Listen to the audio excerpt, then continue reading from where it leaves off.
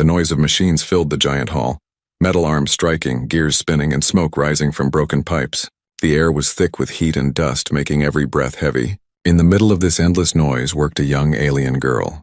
Her skin was pale and her arms shook as she lifted heavy boxes again and again. Her hands were covered with cuts and the fresh wounds mixed with old scars. She did not complain. She did not stop. Because if she stopped, the overseers would see her weakness, and weakness always brought pain. The overseers were tall creatures standing on platforms above the workers. Their eyes glowed red as they watched every move. They carried long rods that sparked with energy. Whenever a worker slowed down, the rods cracked like lightning, striking skin and leaving burns.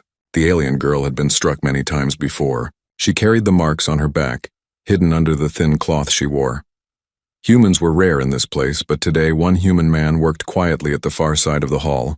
He was new here and most thought he would not last long. His name was Ethan. He had strong arms and tired eyes, but unlike the others, he kept glancing toward the girl. While most workers kept their heads down, Ethan noticed the way she swayed on her feet, the way her hands trembled every time she reached for another box. Hours passed. The overseers shouted louder. The machines demanded more speed. The girl's steps slowed. Sweat rolled down her face, mixing with the dust that covered her skin. Her legs shook and her arms finally failed her. A box slipped from her hands and crashed to the ground. The sound echoed through the hall. Everyone froze. The machines kept moving, but every worker turned their eyes toward her. The overseers reacted at once. One of them jumped down from the platform, his rod crackling with energy. "You useless thing," he shouted, raising the rod high. The girl fell to her knees, too weak to rise. She bowed her head, waiting for the strike. She had been beaten before. She knew what was coming. But this time, before the rod could fall, a hand caught it in midair. It was Ethan. He stood between the overseer and the girl, his grip tight on the metal rod. Sparks jumped across his skin, but he did not let go.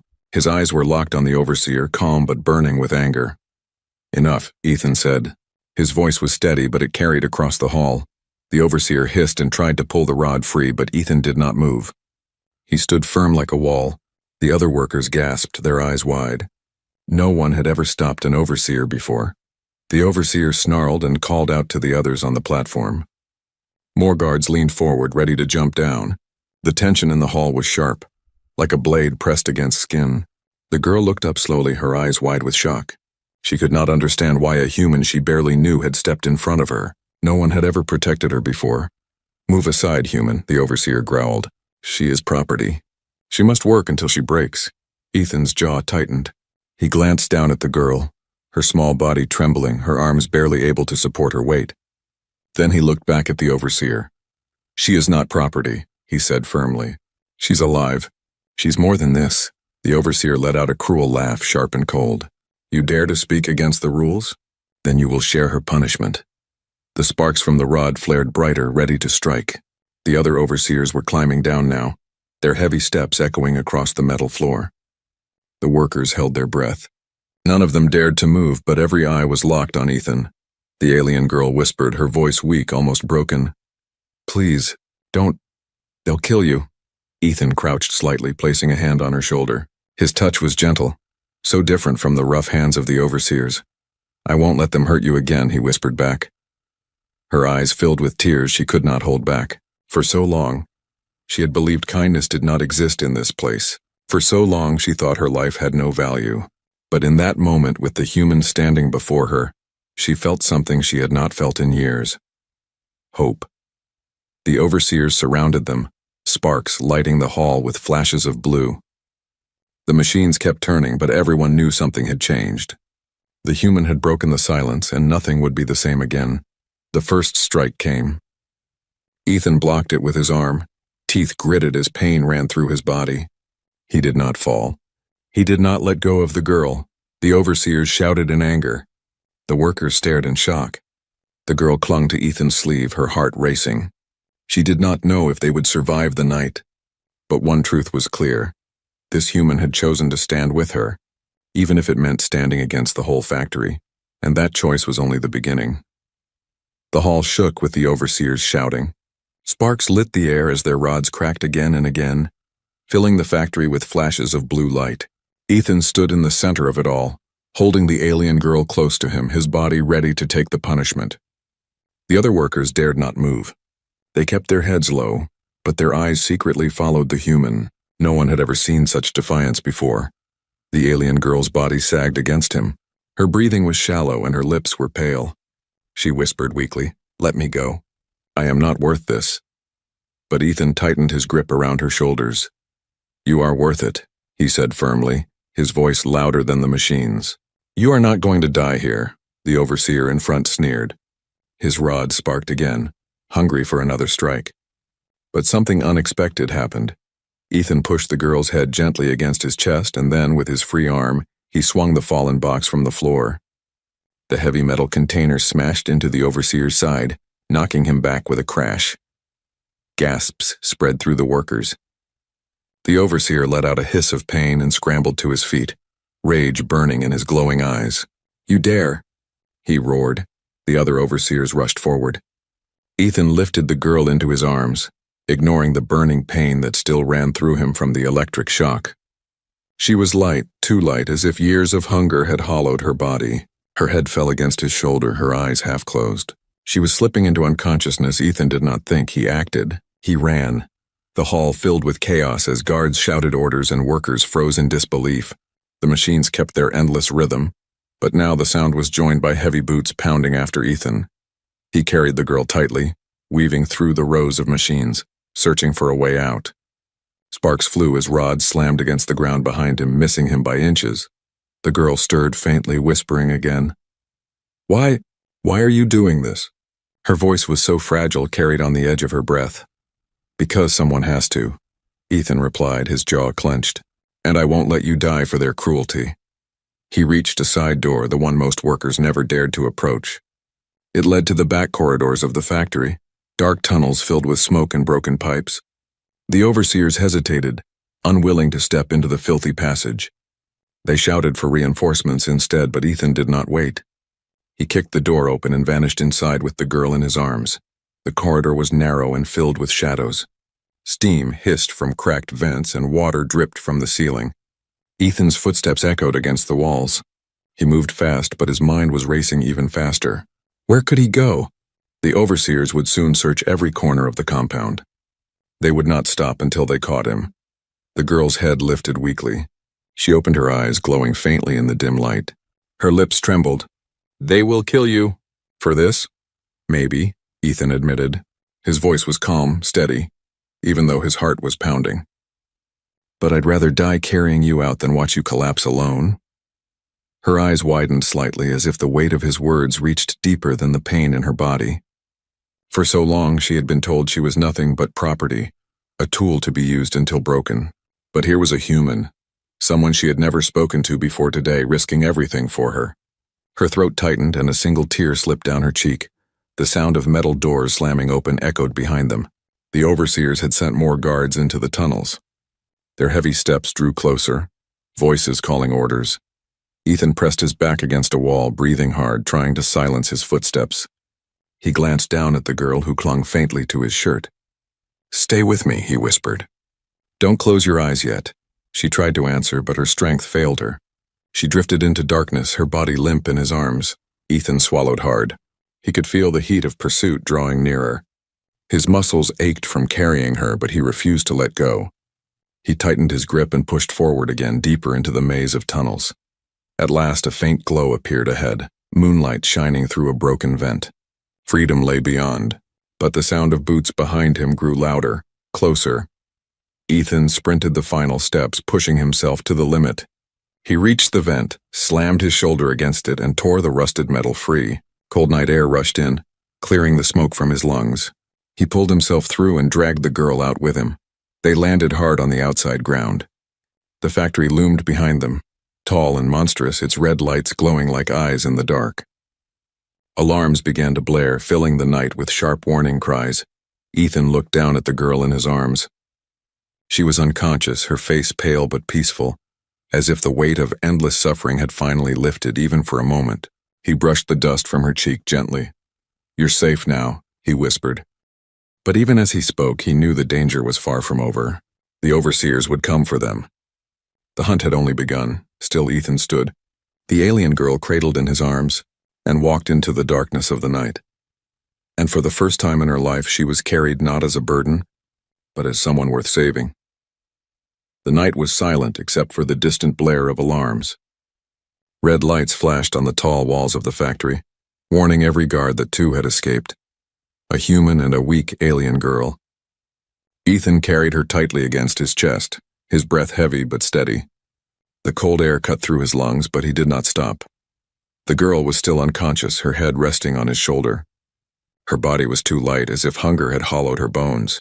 Each step Ethan took reminded him of the promise he had whispered. He would not let her die here. Behind him, the sound of metal doors opening echoed through the night. Guards poured out, their boots striking the ground in rhythm, their voices barking orders. Searchlights swept across the dark fields, beams of white light tearing through the shadows. Ethan glanced around quickly. He could not outrun lights and soldiers in the open. His eyes searched the horizon and caught sight of broken structures at the edge of the wasteland, old storage sheds abandoned long ago. He headed toward them, his boots sinking into the soft earth. He slipped inside one of the sheds, the wooden door creaking as it closed. The inside was filled with dust and rusted tools, but it offered shelter. Ethan laid the girl gently on the ground, brushing dirt from her face. Her eyes fluttered open for a moment. She stared at him, confused, her lips trembling. "Why?" she whispered faintly. "Why save me?" Ethan looked at her for a long moment. "Because you're not a tool. You're not property. You're someone who deserves to live." Her throat tightened, and for a moment she could not speak. Then her eyes closed again, and her breathing slowed. She had fallen back into unconsciousness. The sound of voices outside grew louder. Guards were sweeping the area, their flashlights cutting through the night. Ethan crouched low, his hand on the handle of a broken tool he had found, a rusted piece of metal, not much but better than nothing. The footsteps drew closer. A beam of light cut across the cracks of the shed door.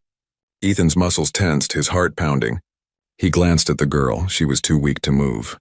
If they found her now, both of them would be dragged back to the factory. The guards passed by, their voices fading into the distance. For now, they were safe. Ethan exhaled slowly, then leaned back against the wall, but he knew this hiding place would not last. He had to find somewhere more secure, somewhere the overseers would never look. He looked down at the girl again. Her face, though dirty and bruised, carried a strange softness. She looked young, younger than she should have been to face such cruelty. Anger tightened in his chest. What kind of world allowed this? What kind of people treated her as nothing more than a broken machine? The answer didn't matter. He had already chosen. He would not leave her. He lifted her again and slipped out of the shed, moving deeper into the night. The land around the factory was harsh, dry ground, broken roads, and fences topped with wire. Ethan moved carefully, keeping to the shadows, his ears sharp for the sound of patrols. Twice searchlights swept close, and he ducked low, holding the girl tight until the danger passed. Hours seemed to pass in minutes. His legs ached, his arms burned from carrying her weight, but he pushed forward.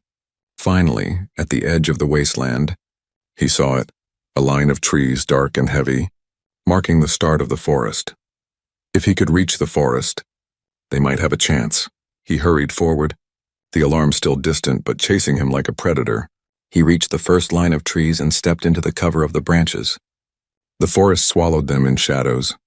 For the first time since the escape, he felt a spark of relief, but it did not last long. The girl stirred again in his arms. Her eyes opened, glowing faintly in the moonlight. She looked at him with confusion, fear, and something else he could not name. You should leave me," she whispered weakly. "They won't stop. Until you're caught. If you leave me here, you can still survive." Ethan shook his head. "Not a chance. You're coming with me." Her lips trembled. No one had ever spoken to her like that before. She lowered her eyes, unable to hold his gaze, and a tear slipped down her cheek. The sound of engines roared in the distance. The overseers had sent patrol vehicles now. Their searchlights cut across the edge of the forest. Ethan tightened his grip on her and moved deeper among the trees. Branches cracked under his boots, and the air grew colder. He found a hollow beneath an old tree and laid her down carefully. He crouched beside her, listening. The sound of vehicles was closer now. He pulled a broken branch into his hands, his only weapon, and waited. The girl's eyes half opened again. She watched him, this strange human who risked everything for her. Her lips moved faintly, whispering a single word she had never said before. Why? Ethan looked at her and gave a small, tired smile. Because no one else would. The sound of engines grew louder, closing in. Searchlights swept through the trees, beams of light hunting. The night was filled with danger. But in that dark hollow, the girl felt something she had never felt before. Safety. Even with the hunters closing in, even with death around every corner, she felt safe in the arms of a human who refused to abandon her. And deep in her heart, for the first time, she began to hope that maybe freedom was possible.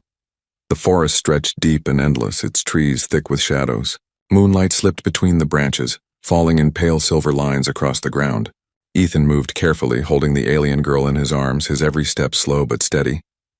Behind them, the sound of searchlights and engines faded, but he knew the overseers would not give up so easily.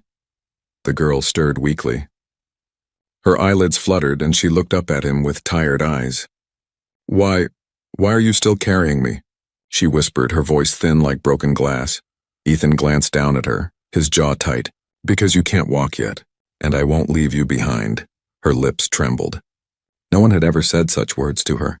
For so long, she had been told she was worthless, replaceable, only meant to work until her body gave out. She lowered her eyes, afraid of believing in his promise. The night grew colder as they moved deeper into the forest. Ethan's muscles burned and his arms shook from carrying her weight for so long. But every time he thought about stopping, he looked at her face and pushed himself harder. Finally, through the trees, he spotted a small structure, a broken outpost, abandoned long ago. Its roof sagged and its walls were cracked, but it still stood. To Ethan, it was a miracle. He carried the girl inside. The air was damp, but it was better than the open forest. He lowered her gently onto the ground, brushing dirt from her hair. She winced, trying to sit up, but her body was too weak. "Don't move," Ethan said softly. "You need to rest." She looked at him with confusion. Why are you kind to me?" "You don't even know my name," Ethan paused. Then he gave her a small smile. "Then tell me, what's your name?" Her throat tightened. No one had asked her that in years. The overseers only called her by numbers. Slowly she whispered, "Lyra." "Lyra," Ethan repeated, the name rolling gently off his tongue. "That's a good name. And it belongs to you, not to them." Her chest ached, but not from pain. She felt something new, something fragile, something warm. She turned her face away so he would not see the tears that slipped from her eyes. Ethan searched the outpost. He found broken crates, old blankets torn with holes, and a rusted container that still held a little water. He returned to her side, offering the water carefully. Lyra drank slowly, her trembling hands spilling some drops. Ethan steadied her cup, patient and gentle. "Better?" he asked. She nodded faintly, though her body was still weak. Outside, the night was not silent.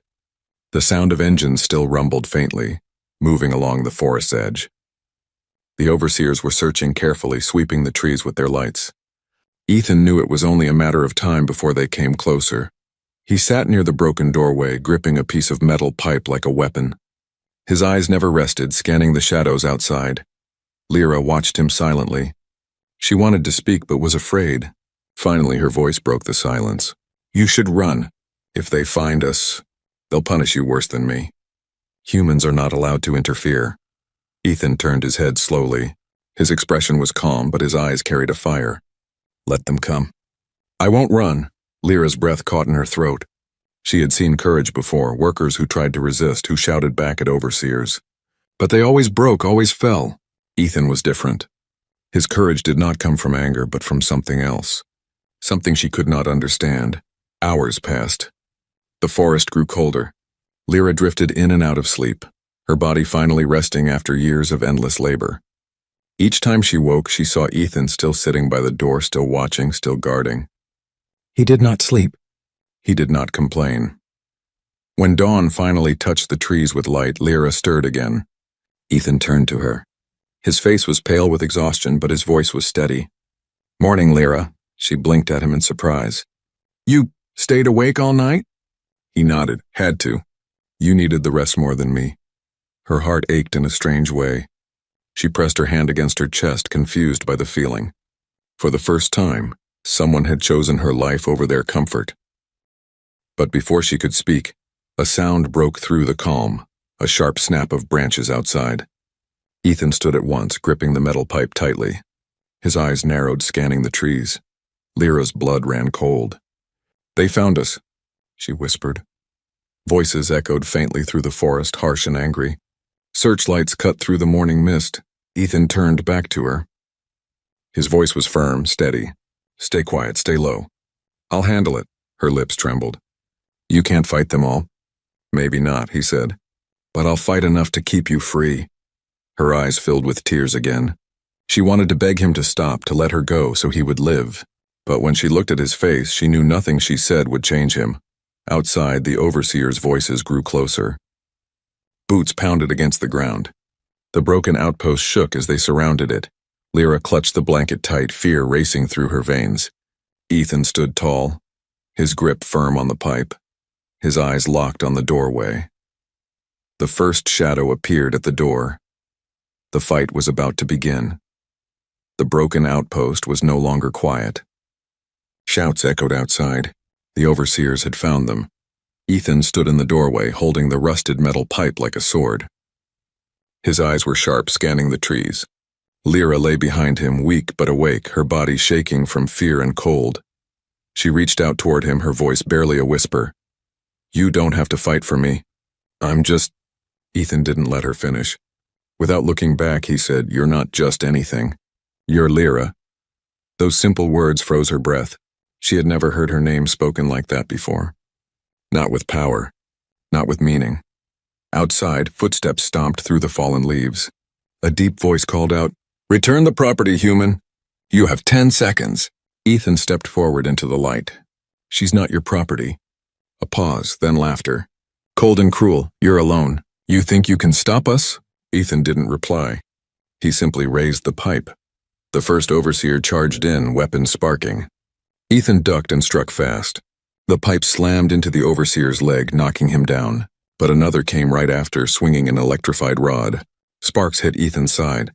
He cried out in pain but didn't fall. Lyra covered her mouth, tears filling her eyes. Every time he was hit, it felt like she was breaking. Ethan fought like a cornered animal, not with skill but with heart. He blocked, swung, and defended the outpost like it was his home. For him, Lyra was no stranger now. She was his responsibility. But the overseers were too many. 3 surrounded him, 1 struck him across the back, and Ethan dropped to one knee, gasping. "Stop!" Lyra's voice broke through the chaos. The overseers froze. Lyra dragged herself to her knees, her body weak but her voice trembling with fury. "You'll kill him. For helping me?" One overseer sneered. "You are a slave." "You are nothing." "No," Lyra whispered. Then louder, "I am not nothing." The air grew still. For the first time in her life, Lyra raised her voice without fear. "I have a name. My name is Lyra, and this human gave it back to me." The overseers laughed. "You think that makes you free?" Ethan used the moment. With a sudden roar, he stood again and swung the pipe. The blow hit the leader in the chest. He fell, groaning. The other 2 turned in anger, but before they could strike again, a deep growl echoed from the woods. Everyone froze. From the shadows, an old forest beast stepped out, massive, covered in dark fur with glowing yellow eyes, a predator long feared by locals. The overseers backed away. The creature growled again and walked toward the outpost slowly. Lyra held her breath. "It's one of the wild guardians. They never come near people." Ethan stood in front of her, still holding the pipe even though he could barely breathe. The beast stepped forward, then paused. It sniffed the air. And then, to everyone's shock, it walked past the overseers and stood next to Ethan. Silent. Calm. As if it had made a choice. The overseers stepped back, unsure. "What is this?" Ethan didn't know, but Lyra did. "They know pain," she whispered. "These creatures can smell suffering. They protect those who have been hurt." The overseers looked at each other. One hissed, "This isn't worth it. Let's return. Let them die out here alone." They turned and vanished into the forest. Ethan dropped the pipe and collapsed to the ground. Blood stained his shirt. Lyra crawled to his side. "Ethan!" "No, stay awake." He opened his eyes slowly. "You yelled at them." "That was amazing." She gave a small laugh, tears rolling down her cheeks. "You're the amazing one." She ripped cloth from her sleeve and pressed it against the wound on his shoulder. You risked your life.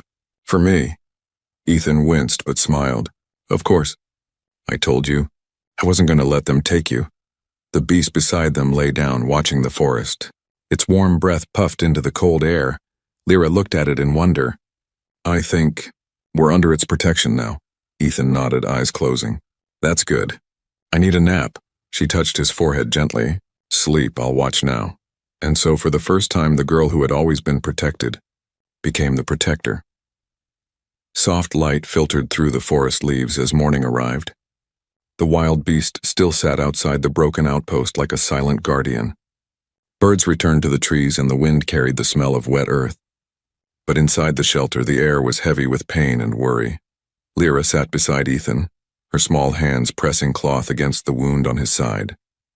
His shirt was torn, his skin bruised, and dried blood stained the ground beneath him. He had protected her, fought for her, and now he lay unconscious, his breathing shallow. She leaned closer. Please wake up, she whispered. Her hands trembled. She had never cared for anyone before. No one had ever mattered enough. But Ethan, he was different. He didn't look at her like she was broken. He never asked for anything in return. He just helped. Her fingers brushed his forehead, and she remembered the first time she had seen him in the factory, standing in the heat, lifting heavy parts, always watching, but never speaking. She had avoided his eyes back then, afraid of humans, afraid of false hope. Now he was the only person who had ever made her feel human. A groan escaped Ethan's lips. His eyes blinked open. Lyra? He whispered. I'm here, she said, wiping a tear. You're alive. He tried to sit up, but pain made him gasp. She gently pushed him back down. Don't move. You need to heal. Ethan gave a weak smile. Are the overseers gone? Yes, she nodded. They ran because of the beast. It's still guarding us outside. Ethan's eyes widened slightly. Then we're safe. For now, but Lyra wasn't sure. They'll come again, she said. They won't give up so easily. He looked at her seriously. Then we'll be ready. But we need help. I can't protect you alone next time, Lyra swallowed. She had an idea, but it scared her. There's someone.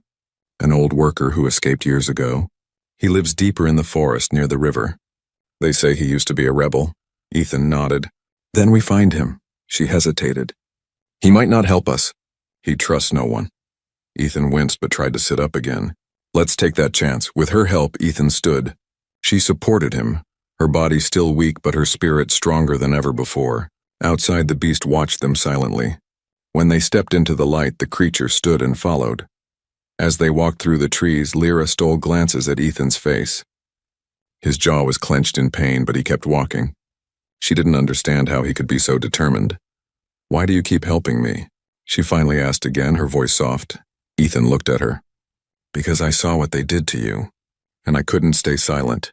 I know what it feels like to be treated like you don't matter. She blinked. You? He nodded slowly. I wasn't always free. I was once trapped too. Not in chains, but in another kind of prison. A place where I had to follow orders or lose everything. I escaped, but I still carry the pain. Lyra stopped walking. You understand? Ethan gave her a sad smile. More than you know. They walked in silence for a while until they heard the sound of running water. The river. And near its edge, hidden beneath vines and branches, stood a small cabin made of stone and wood. Lyra pointed. That's it. Ethan stepped forward and knocked on the wooden door. Nothing. He knocked again.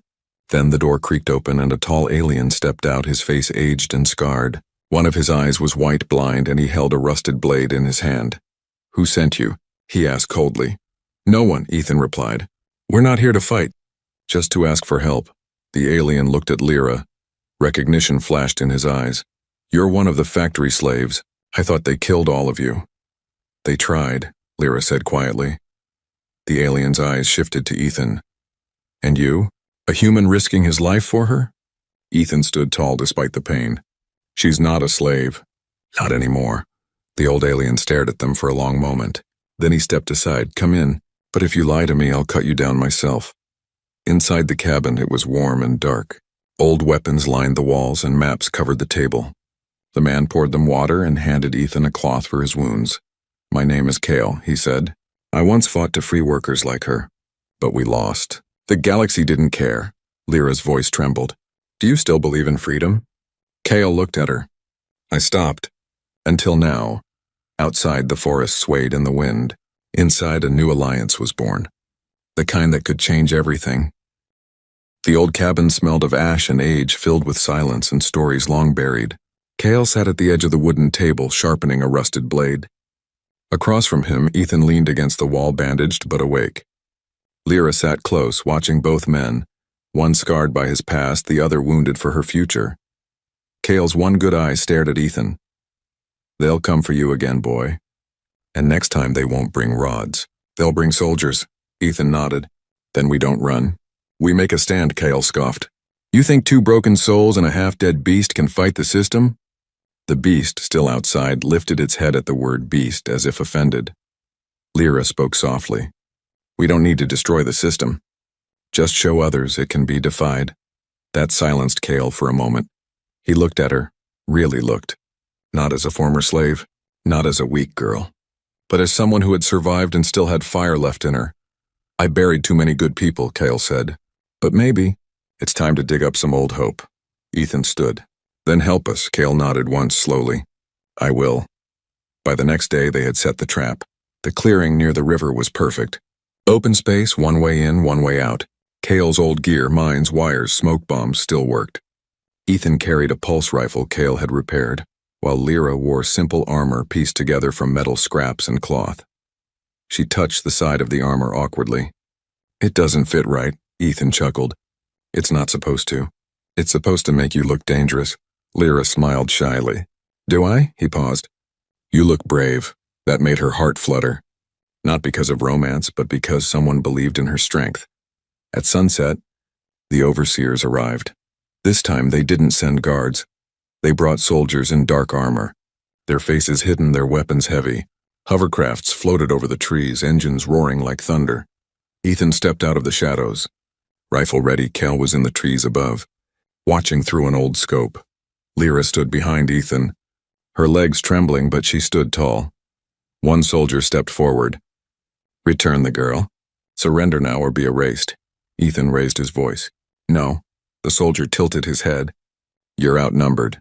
Kale's voice crackled through a hidden speaker. We know. Then the trap sprang. The ground exploded beneath the soldiers. Smoke filled the air.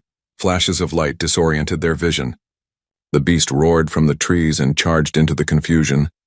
Throwing them into panic, Ethan fired short bursts, never to kill, just to scatter. Kyle took down 3 from above with perfect aim, but it was Lyra who stunned them all. As a soldier raised his weapon toward Ethan, she threw a smoke grenade between them and tackled the man from the side. The blast knocked them both down, but Lyra got up first. She grabbed the fallen weapon and pointed it at the others. Back off, she shouted. The soldiers hesitated and, for a moment, just a second, they saw something. Unfamiliar, not a slave, not a victim, but a rebel, a fighter. The commander gave the order to retreat. The hovercrafts rose and pulled back. They didn't expect this fight, and they didn't want to lose more men. As the sounds faded and silence returned to the clearing, Ethan dropped to his knees. It's over. He breathed. Lyra stood beside him, her hands shaking. We won. Kale stepped out of the woods holding a broken headset. Not won, but survived. And survival is the first step of rebellion. The beast walked calmly back to the group, letting Lyra place a hand on its thick fur. Kyle looked up at the sky, where the crafts had vanished. They'll remember this. They'll whisper it in fear. Ethan looked at Lyra, and others will hear too. Later that night, they lit a small fire near the river. Kale cooked roots and dried meat. The air was still and peaceful. Lyra sat next to Ethan, her body sore but her heart full. I was nothing, she said softly. Until you saw me. Ethan shook his head. You were always something. You just needed someone to remind you. She smiled gently. Then maybe. We remind others too, he raised his cup. To freedom. Kale joined the toast. To fire in the dark. The beast huffed beside them, eyes glowing, almost in agreement, and so, in the middle of a forgotten forest, far from the factories and the pain, 3 broken souls, human, alien, and beast, made a promise they would not bow again. They would not be silent. They would stand, and from that moment stories began to spread, of a human who carried a dying alien girl, and gave her a name, a voice, and a reason to rise.